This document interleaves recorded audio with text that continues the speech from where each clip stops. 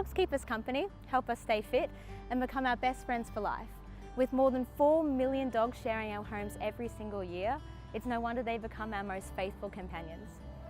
As simple as it may sound, owning your very own puppy or having a dog, whether it be adopted or bought from a store, often means making at least a 15-year commitment. Many families don't realise the commitment and costs that come with owning a pet, and many dogs end up at shelters, again awaiting a family to adopt them into a good home. This leaves many pets unwanted and unloved in shelters all around the country. So this begs the question, should we adopt from a shelter or shop from a pet store? Would you want to adopt from an RSPCA or like a shelter, or would you rather a pet store?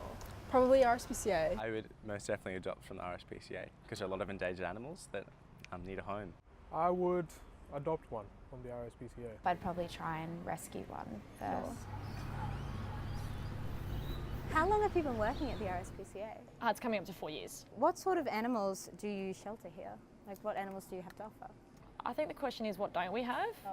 Because it is there's a variety. We've got from farm animals to our domestics like cats and dogs. We also do wildlife, not wildlife, but snakes, rats, mice.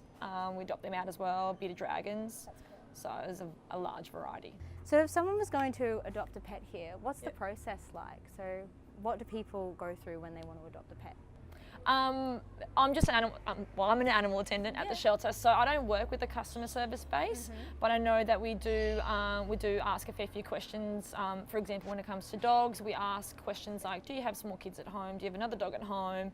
And then we go through what the dog that they've chosen to adopt, what that dog needs. So not every dog will be okay with small kids or okay with another dog or living in an apartment, you know. So these are just questions that we have to first scope out to see if they are in line with that person's needs, I suppose, because we do really need to set the dog up for success so they don't come back, pretty much. Is there a particular adoption story that has touched you, or a particular animal that was here that, there's probably a million, but that's really struck a chord with you?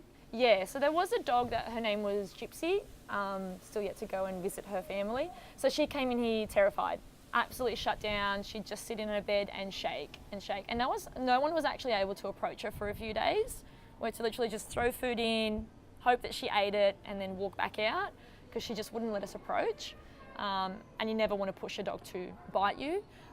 So we just took it really easy, and then she warmed up to a couple of people, and then she really warmed up to me to the point where on my lunch breaks I was going and having lunch with her in the kennel, and she'd fall asleep on me, and we made a bond. I was able to take her out for a walk. I was able to take her, get her off site for a walk and stuff. So we really created a bond, and then I had to go overseas for a couple of months for a holiday, and I was like, you guys better look after Gypsy, because by then she had warmed up to a few people already, so she was really coming out of her shell, and she got adopted while I was away.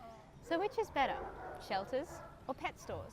After speaking with Dee from the RSPCA, we now realise that pet stores may not be as bad as we think.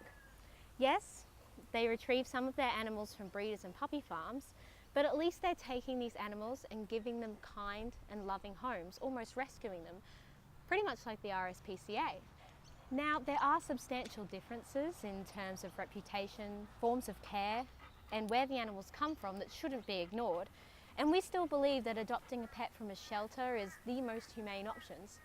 But are pet stores really the culprits we must be pointing our fingers at? At the end of the day, as long as we're giving our furry friends as much love and care as they deserve, then we're helping the cause. So, what will you do? Adopt or shop?